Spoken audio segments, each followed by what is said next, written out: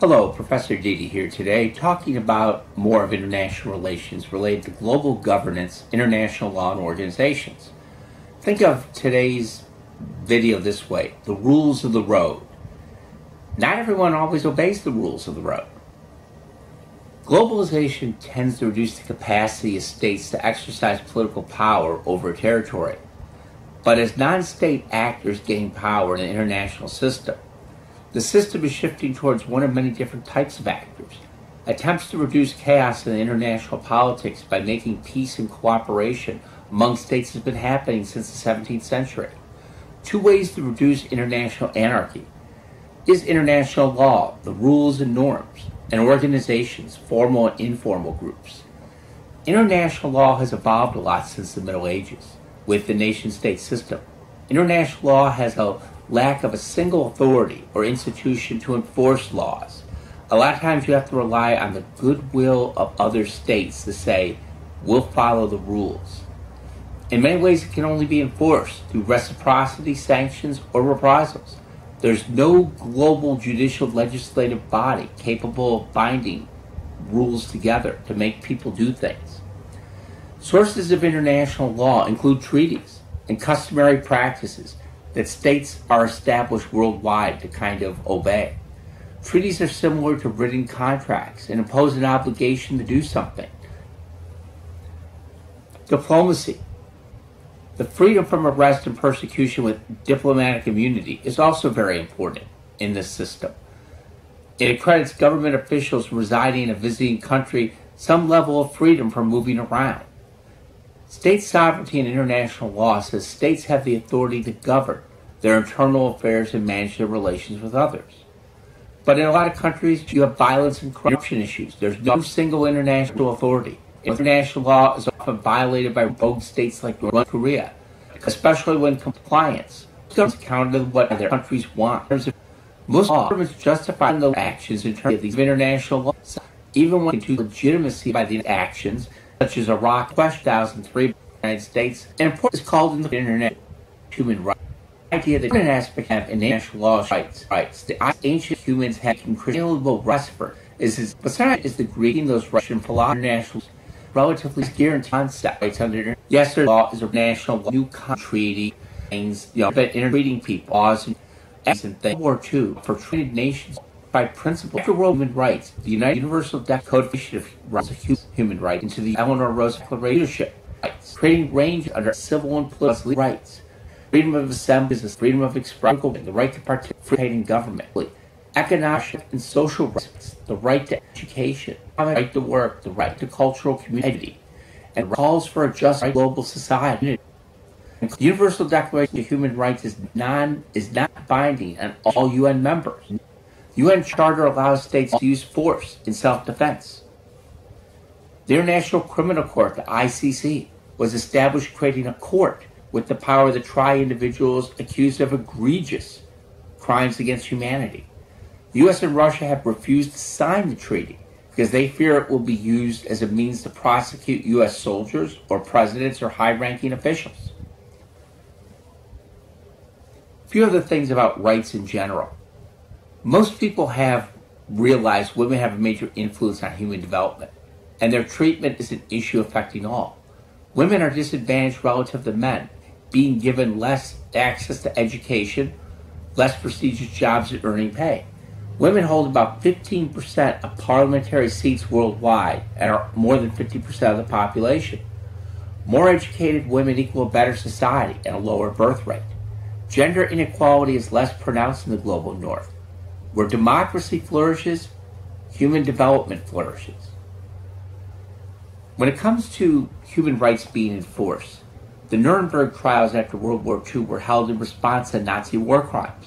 When human rights clashes with sovereignty, though, sovereignty is usually won. Any response will be interpreted as interfering in the domestic affairs of a sovereign nation. So a lot of times it is MYOB, mind your own business, unless the person in power ends up becoming out of power. War has been a major area of international law. Some international conventions cover the rights of countries fighting in the war and neutrals during the war. and permits self-defense against aggression, such as the Geneva Protocols in 1925 prohibited poison gas. All states possess the same legal rights: the right of national existence, including the right to use force in self-defense, the right of independence, the right of legal equality. All states possess the same privileges and responsibilities and can appeal to the same rules of conduct when defending themselves, and can be expected to have these rules applied impartially when a third party is settling the debate. Former President Jimmy Carter, in 1977, talked about human rights in his speech at Notre Dame, and he was a strong proponent of human rights as part of U.S. foreign policy. He believed that it should be a central key to how America operates. In his speech, he said, "We want the world to know that our nation stands for more than financial prosperity. This does not mean that we can conduct our foreign policy by rigid moral maxims. We live in a world that's imperfect, which will always be imperfect, and a world that is complex and confused, and which always will be complex and confused. International organizations are very important in this situation. Not just the United Nations, but groups like NATO, GO, international government organizations, IGOs, are also very important in settling IGO disputes. As even security, when we think about such as IGOs, we sometimes think of secure stab IGOs, wholly at the concert, which was future wars after the Napoleonic War, and to prevent warfare. Some shift in 1940 as this act. There was somewhat of a United Nations far and it was an aspect. President Franklin, the United States was born.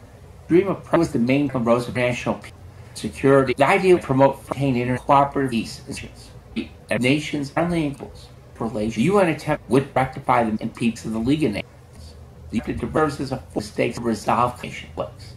The UN found intended conflict as a world to inform there's a collective security act. But the UN has often been an area of political grandstanding.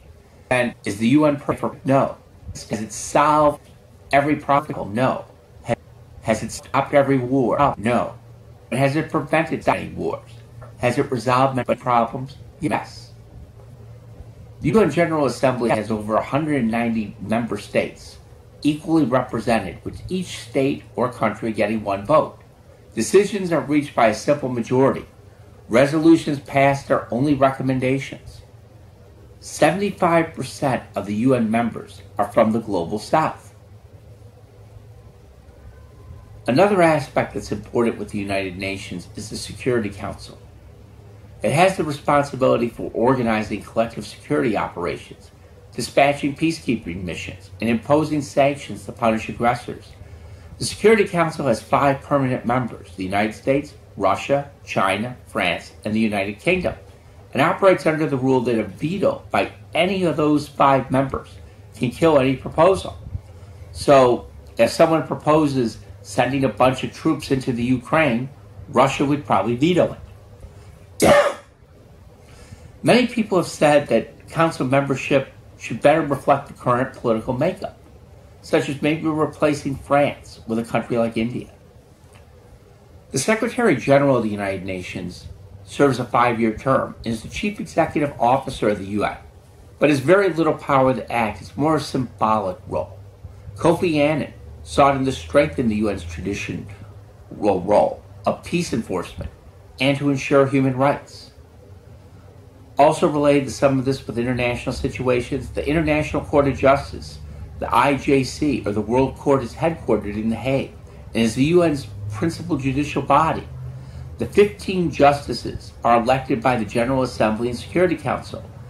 Its decisions are formally binding, but has no mechanism for enforcement. There's also other parts of the United Nations too, UNICEF and the World Health Organization, designed to address economic development and human development.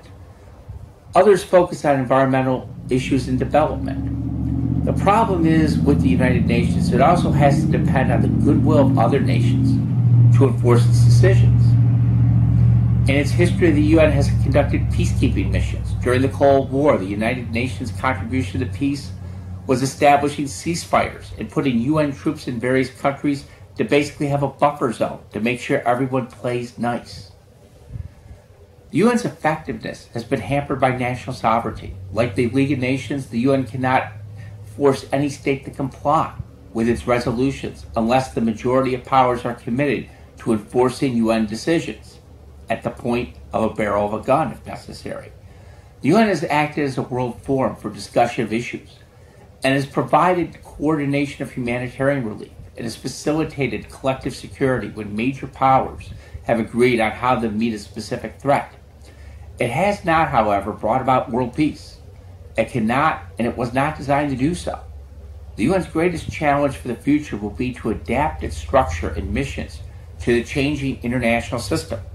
The international system it was created under in 1945 is very different than today's. Economic sanctions are also designed to inflict economic pain on the state. The idea being, let's punish nations economically, such as was done with South Africa during the era of apartheid, freezing assets, boycotting products to encourage countries to change their behavior.